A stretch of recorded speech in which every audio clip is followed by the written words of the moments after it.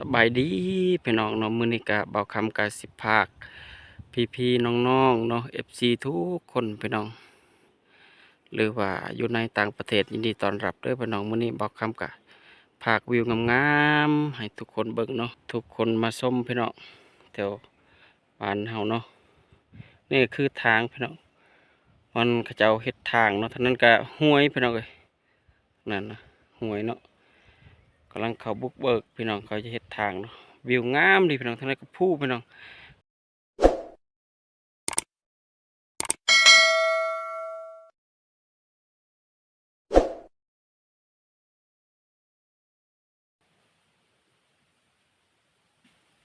เอาเปิดหูเปิดภาพมากับพอกับบ่าวคำสมัยชนบทสาแนวคือเก่าเด้อพี่น้อง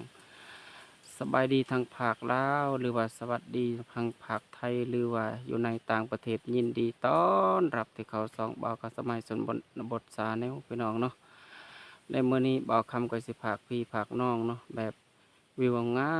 มแถวบ้านเฮาพี่น้องเนาะมื้อนี้บ่าวคำสิไปเลาะบอนเขาเจ้าเฮ็ดทางเนาะพี่น้อง แล้วก็เฮ็ดทางแถวชนบทบ้านเฮาเขาแปลงทางเด้อพี่น้องเพราะว่ามัน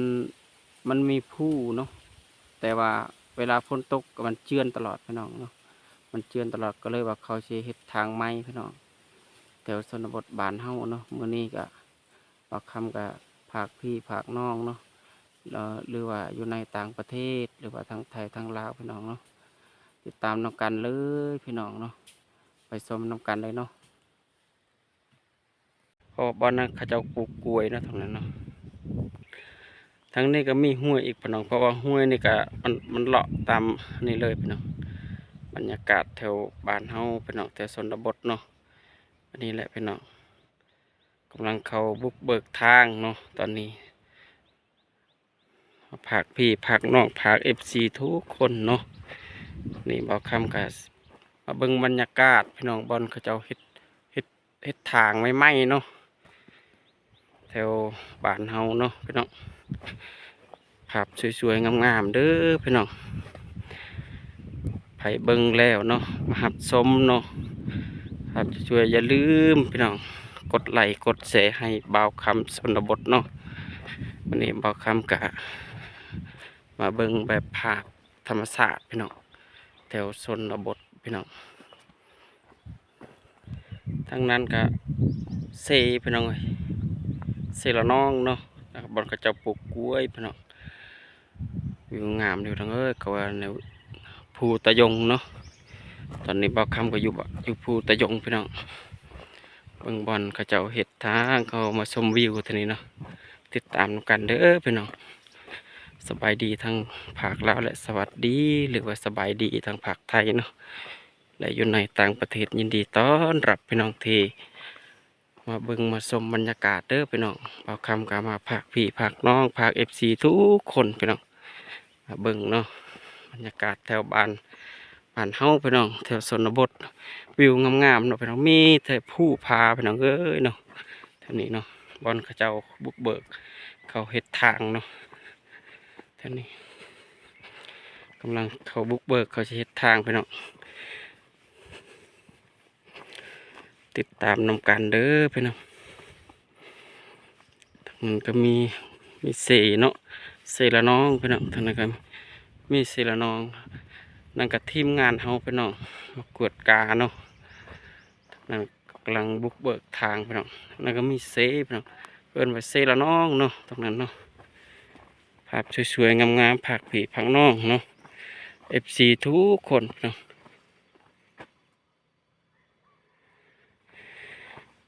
FC ทุกคนเนาะ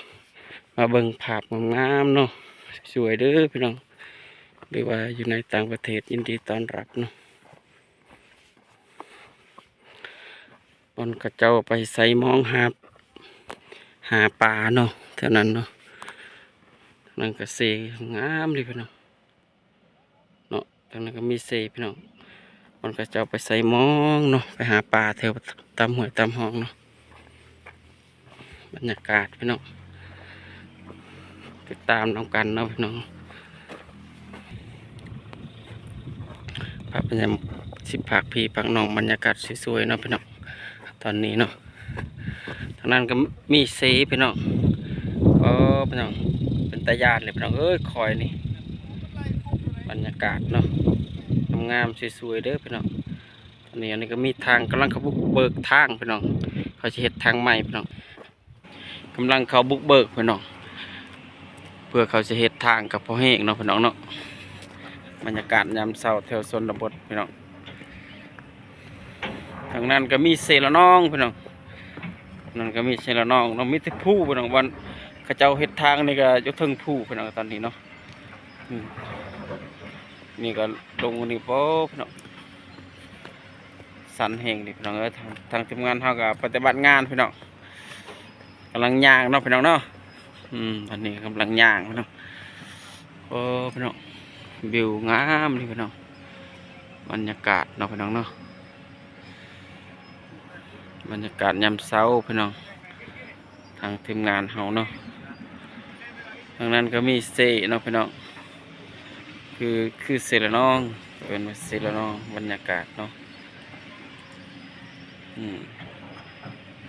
กำลังปฏิบัติกำลังเขาบุกเบิกทางพี่น้องตอนนี้เขาบุกเบิกทางเขาเสียทางเบาคำก็เลยว่าไปเบิ้งเนาะไปเบิ้งวิธีเขาเฮ็ดทางพี่น้องเพราะว่าบอกคำก็เขาเฮ็ดทางบอนหินมันกับเขาเฮ็ดพี่น้องเขาเฮ็ดไต่พี่น้องเนาะเลยว่าบอกคำมีเวลาเนาะไปเบิ้งไปส้มผักพี่ผักน้องพี่น้องทุกคนทุกหลายทุกเลิฟFCทุกคนเนาะบอกว่าคนลาวคนไทยหรือว่าอยู่ในต่างประเทศยินดีต้อนรับพี่น้องที่เขามาสมเนาะมาสมกับซองบ่าวคำสมัยสาแนวสนบทลาวพี่น้องบรรยากาศยามเช้าสวยๆพี่น้องเนาะทั้งนั้นก็มีหินเลยพี่น้องเลยเขากำลังบุกเบิกหนึ่งบ่สำเร็จเนาะบรรยากาศยามเช้าแถวชนบทลาวพี่น้องกำลังบุกเบิกพี่น้องเนาะนั่นก็คือรถจกพี่น้องเขาบุกเบิกทางเนาะ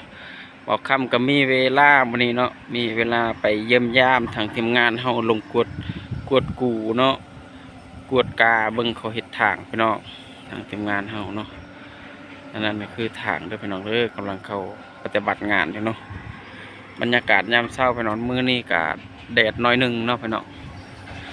แดดกับหลายๆอากาศเริ่มสิหนาวอีกพี่น้องเนาะไปเข้ามาแล้วก็อย่าลืมพี่น้องกดไลค์กดเลิฟกดซับสไครบ์ให้บ่าวคำนะครับทุกคนเนาะอันนี้ทางทีมงานเฮาก็มากวดเบิ่งเนาะมากวดวันพวกเขาเฮ็ดทางนะครับเนาะยังบ่ทันสำเร็จพี่น้องอยู่ถึงเลยพี่น้องเอ้ยเนาะเขากำลังบุกเบิกอยู่เนาะทางทีมงานเฮาก็มีเวลาก็กวดเบิ่งวิธีก็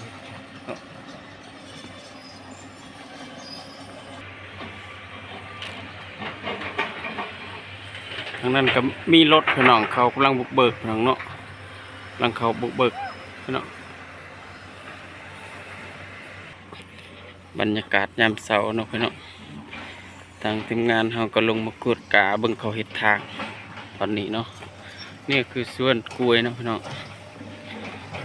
ปลูกกล้วยเท่านี้เนาะบรรยากาศยามเช้าเนาะเอาใครเห็นคลิปนี้แล้ว